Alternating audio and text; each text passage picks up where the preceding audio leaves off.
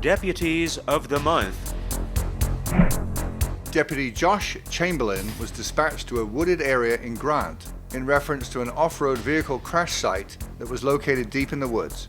Knowing that an emergency vehicle could not reach the scene due to the terrain, Deputy Chamberlain entered the woods on foot in an effort to find the victim.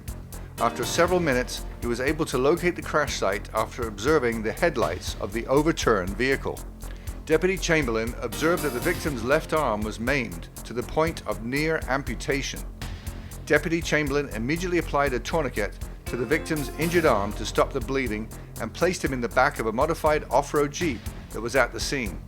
He then transported the victim out of the woods to the roadway where emergency medical personnel were waiting. The quick response and immediate life-saving measures taken by Deputy Chamberlain directly resulted in the saving of this man's life. Agent Mike Spadafora began investigating a cyber tip received from the National Center for Missing and Exploited Children, reporting that a user of Yahoo email had uploaded over 600 images and videos of suspected child abuse material to their servers. Agent Spadafora suspected these images were being produced by a suspect living in Merritt Island. Further investigation revealed the suspect had access to a 3-year-old and a 5-year-old who were believed to be the children in the images. Due to the immediate need to protect these children from further abuse, a search warrant was obtained and served at the suspect's residence. Based upon the evidence collected from the search, the suspect was arrested. As a result of Agent Spadafora's investigation, the suspect has pled guilty and will soon be sentenced. Through his efforts and dedication, Agent Spadafora saved 2 young children from further abuse by their family member and was able to provide them with counseling and other services needed. Agent Gary Haas and the Florida Department of Law Enforcement initiated a joint investigation into a potential human trafficking ring affecting multiple jurisdictions. As a result of the very complex investigation, agents found evidence the suspects had recruited 3 juvenile females to perform sex acts with them for money. Further investigation also revealed the suspects on multiple occasions had video recorded the sex acts being performed with the victims. As a result of the investigation, both suspects were arrested for multiple counts of human trafficking, use of a minor in a sexual performance, and unlawful sexual conduct with a minor. The proficiency of Agent Haas in investigating this case removed 2 dangerous sexual predators from the community and allowed the healing process to begin for their juvenile victims. During the past year, Deputy Thomas Farragut has conducted numerous traffic stops resulting in 100 driving under the influence arrests, as well as several arrests for the possession of illegal narcotics. Deputy Farragut's passion for DUI enforcement is so evident, he has taken it upon himself to attend advanced DUI trainings to help with his own education and experience.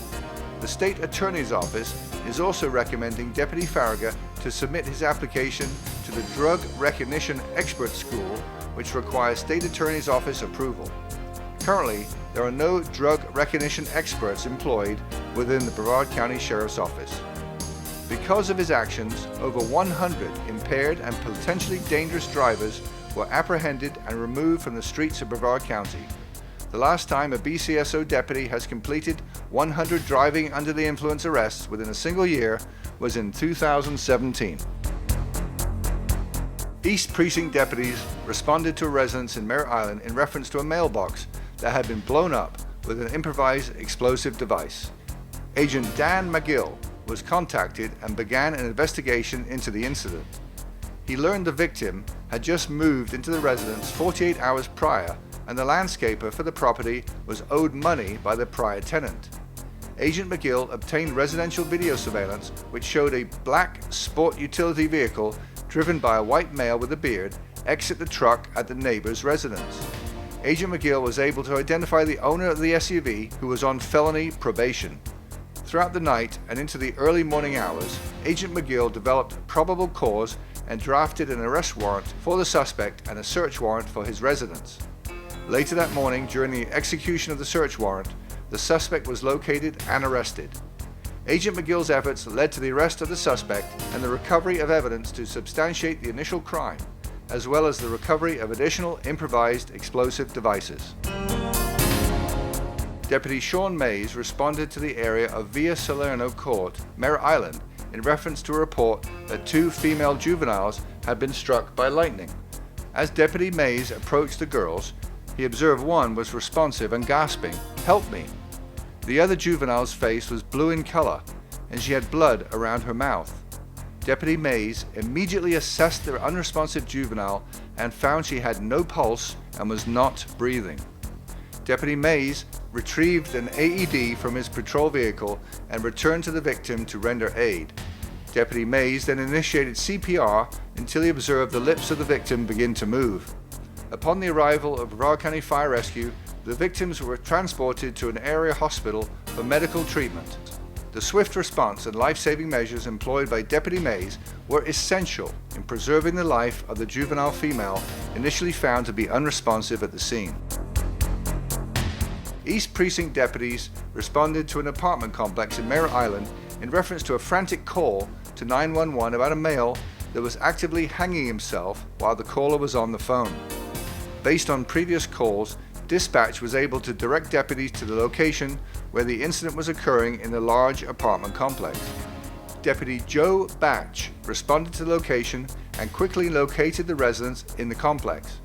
As he entered the residence, he observed a female yelling and moving frantically, telling him the father to her child was hanging in the living room. As he approached the male, he observed him hanging from a bedsheet that was attached to the second floor banister. Deputy Batch checked the male and was able to detect a faint pulse. Deputy Batch then positioned himself where he could pick up the male to relieve some pressure from the knot around his neck, holding him in this position until other deputies arrived. Deputy Christina C. arrived on scene and assisted Deputy Batch with holding the male while Field Training Officer Matt Bilabreski cut the sheet.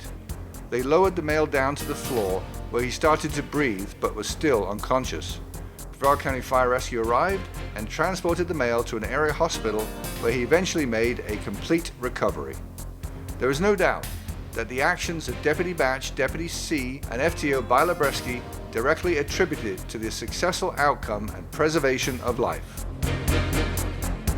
On the evening of June 25, 2022, South Precinct deputies received radio notification that the Indian River County Sheriff's Office was pursuing a vehicle being driven by an individual who had taken 2 hostages and had discharged a firearm several times at their deputies.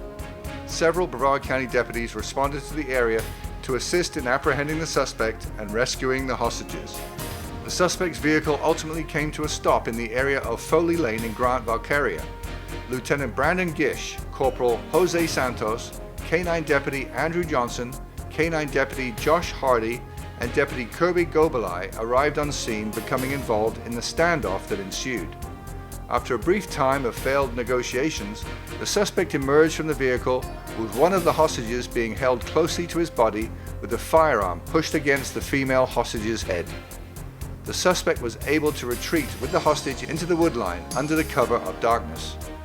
These deputies, along with personnel from the Indian River County Sheriff's Office and Sebastian Police Department, formed a hostage rescue team and pursued the suspect on foot into the woods. As the pursuit continued, the rescue team came into contact with the suspect and his hostage in a clearing. Once the suspect was illuminated by the light of star, gunshots were exchanged with the suspect and other members of the rescue team, resulting in the suspect being killed and the hostage being rescued.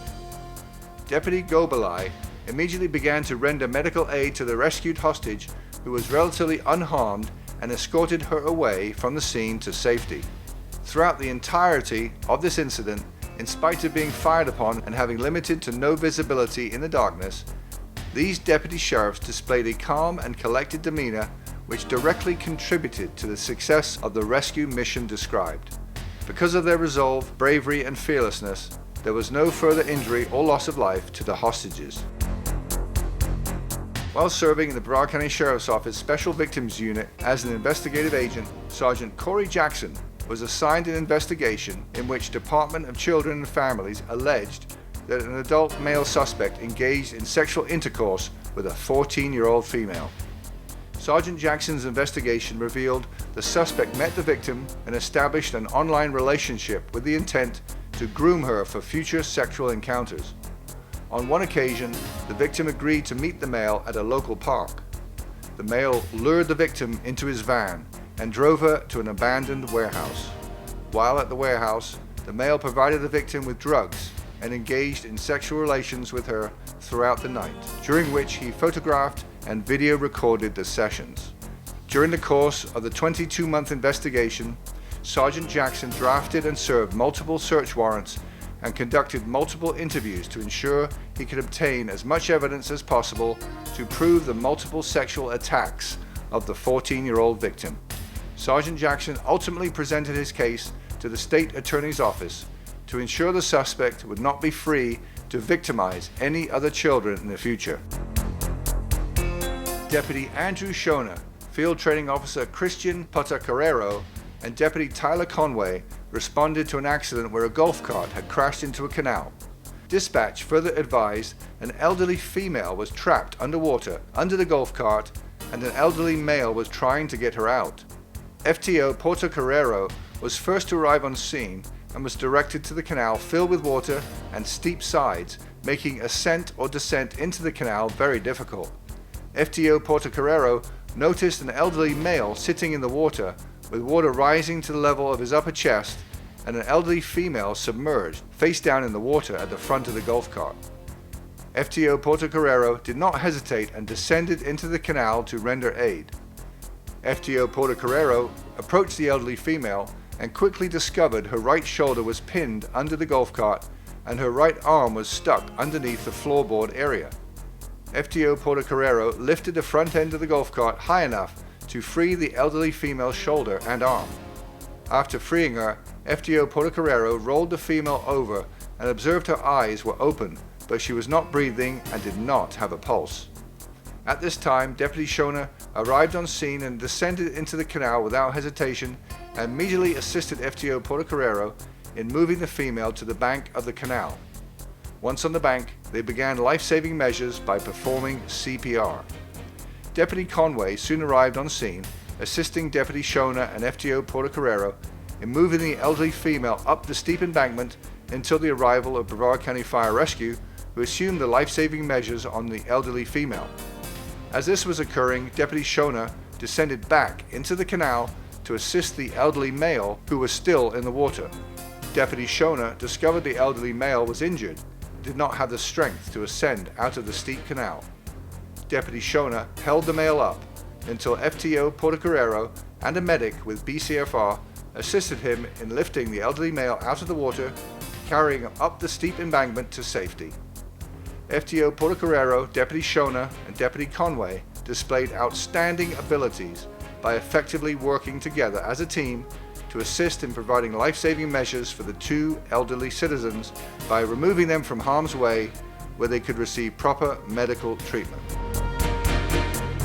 Hurricane Nicole impacted the east coast of Florida, causing severe wind, rain, and intense surf conditions in the Atlantic Ocean, Banana River, and Indian River.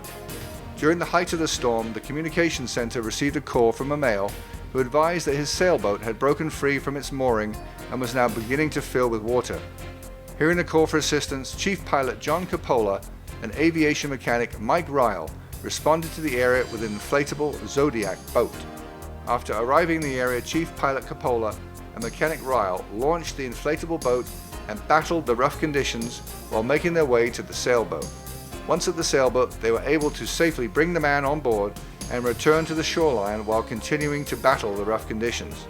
The male was turned over to the Cocoa Fire Department and Brevard County Fire Rescue, who provided further medical care.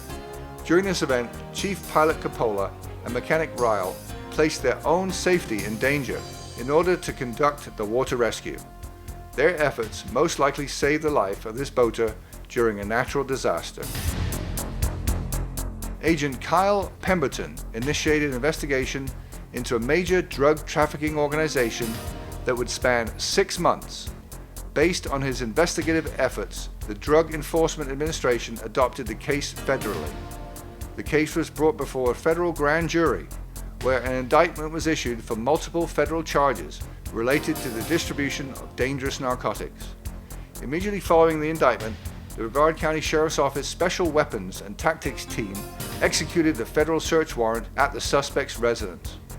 During the search of the residence, fentanyl, cocaine, and methamphetamine were located. Multiple handguns were also recovered, with one being reported stolen from Titusville. Because of his hard work, Agent Pemberton removed a dangerous convicted felon off the streets of Brevard County who is poisoning the citizens and contributing to the drug pandemic we face in our country every day.